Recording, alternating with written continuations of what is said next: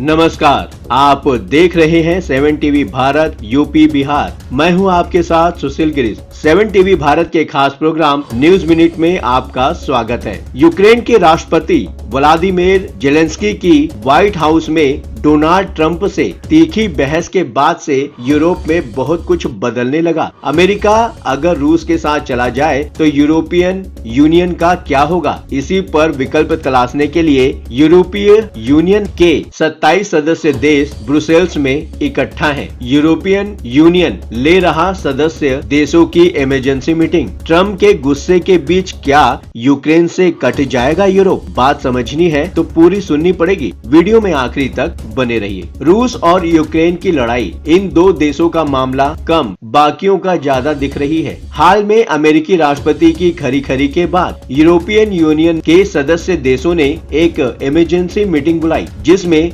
Ukraine के राष्ट्रपति भी न्योते गए हैं। मीटिंग का एजेंडा कीव को सपोर्ट करने के अलावा अपनी सुरक्षा का जिम्मा खुद लेना भी है। युद्ध शुरू होने से लेकर अब तक अमेरिका कीव के साथ बना दिखता था। अब व्हाइट हाउस में डोनाल्ड ट्रंप हैं, जो कह रहे हैं कि यूक्रेनी लड़ाई में वे अपने पैसे नहीं लगाएंगे। यूएस अगर जंग से हाथ खींच ले तो कीव का ज्यादा दिन टिकना बेहद मुश्किल है। उधर यूरोपियन यूनियन इसे दिल पर ले चुका। उसे यकीन है कि मॉस्को अगर यूक्रेन में मनमानी करने लगा तो बहुत जल्द वो यूरोप के बाकी देशों तक भी पहुंच जाएगा। यूरोप को डिफेंस के लिए यूएस की जरूरत तो थी, लेकिन अब पैर पीछे करने की स्थिति में वो खुद अपनी लड़ाई लड़ने की तैयारी में है। इसे लेकर ब्रुसेल्स में 27 यूरोपियन देशों की इमरजेंसी मीटिंग हो रही है। पॉलिटिको की एक रिपोर्ट के मुताबिक ईयू की अध्यक्ष उर्सुला वॉन डेर लेन इस दौरान नया डिफेंस प्रपोजल भी दे सकती हैं,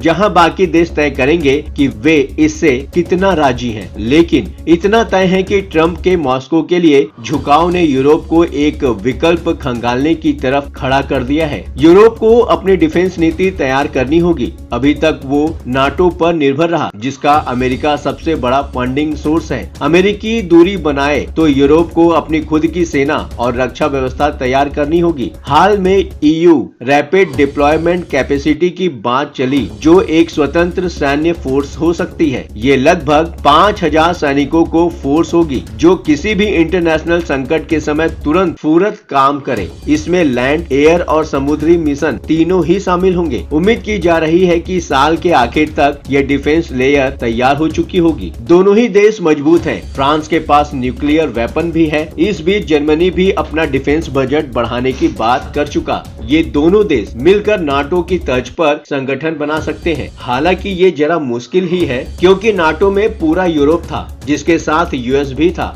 वहीं यहाँ यूरोपियन यूनियन के चुनिंदा देश होंगे, जिसके पास बजट भी होगा और सेना भी। ये ईयू के भीतर ही यूरोप और अमेरिका जैसा तनाव ला सकता है। एक विकल्प ये भी है कि खुद यूरोप ही रूस से बातचीत कर किसी समझौते तक पहुंच जाए। वैसे इसकी संभावना कम है, क्योंकि अमेरिका की देखा देखी वो अपने रिश्ते मॉस्को से बेहद खराब कर चुका। हालांकि ट्रंप अगर पीछे हटे तो कुछ यूरोपियन देश ईयू पर दबाव डाल सकते हैं कि वो मॉस्को से चर्चा करे। रूस भी लंबे समय से पश्चिमी बाजार से दूर है, तो अगर यूरोप एक कदम आगे ले तो मॉस्को को इससे शायद ही ऐतराज हो। अब समझने वाली बात यह है कि कौन से देश कर सकते हैं इसमें पहल। फ्रांस के राष्ट्रपति इमैनुअल मैक्रो पहले भी पुतिन से बातचीत के पक्ष में रहे। हंगरी के पीएम विक्टर ओबॉन खुले तौर पर रूस के सपोर्टर माने जाते रहे। इटली भी शांति वार्ता को सपोर्ट करते हुए रूस से बात पर जोर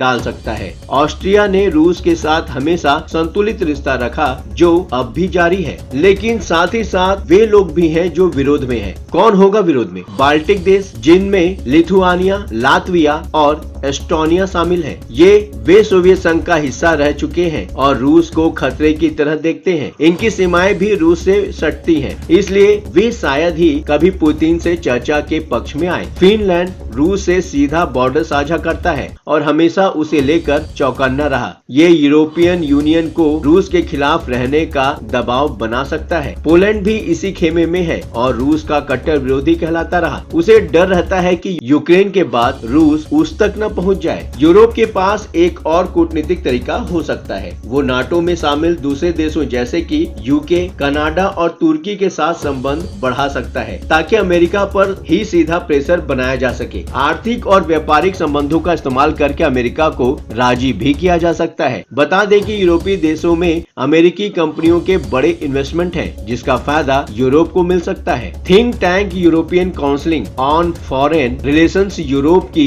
विदेश नीति पर काम करता है। उसका कहना है कि ये भी हो सकता है कि यूक्रेन को मजबूत बनाकर यूरोपियन देश उसका साथ छोड़ दें ताकि वो अपने युद्ध खुद लड़ सके। ECFR की वेबसाइट के अनुसार इसके लिए वे रूस पर और ज्यादा पाबंदियां लगाते हुए उसकी फ्रोजन एसेट्स का भरपूर फायदा ले सकते हैं ताकि पैसे कमाए जा सके, लेकिन एक वक्त के बाद वो क्यू से दूर हो सकते हैं। यूरोप में फूट पड़ती अभी से ही दिख रही है। हंगरी और इटली दोनों के लीडरों ने बंटवारे के हल्के फुल्के संकेत दे दिए हैं। इटली की पीएम जॉर्जिया मेलोनी ने यूक्रेन की लड़ाई में इटली की सेना को शामिल न करने की बात कही। इससे साफ है कि यूरोप में यूक्रेन रूस जंग को लेकर अलग अलग नजरिए दिखने लगे हैं जो कल को बड़ा बंटवारा ला सकते हैं। अब ये तो आने वाला वक्त बताएगा कि यूक्रेन, रूस और यूक्रेन की लड़ाई कहां तक वर्ल्ड ऑर्डर को डिस्टर्ब कर सकती है। फिलहाल इस वीडियो में इतना ही। कमेंट बॉक्स आपका है, बेझिझक अपने विचार कमेंट बॉक्स में शेयर करें। हाँ, चलते चलते आपको यह बात भी बताना जरूरी है कि 7 टीवी भारत अपने दर्शकों की राय और सूचनाओं के लिए हमेशा खुला है। अगर आपके पास कोई महत्वपूर्ण खबरें, अहम घटना, सामाजिक मुद्दा या फिर कोई ब्रेकिंग अपडेट हो तो वीडियो में दिए गए नंबर पर व्हाट्सएप द्वारा आप हमसे संपर्क कर सकते हैं। आपके विचार, आपके सुझाव का स्वागत है। अब आपकी बात नहीं रहेगी अनसुनी। ये प्लेटफॉर्म है आपका, आपकी आवाज को बुलंद करने का। वीडियो पसंद आया हो तो वीडियो को लाइक करें, साथ ही चैनल को सब्सक्राइब करके 7 टीवी भारत के परिवार का हिस्सा बने। लगातार खबरों के लिए बने रहिए 7 टीवी भारत के साथ।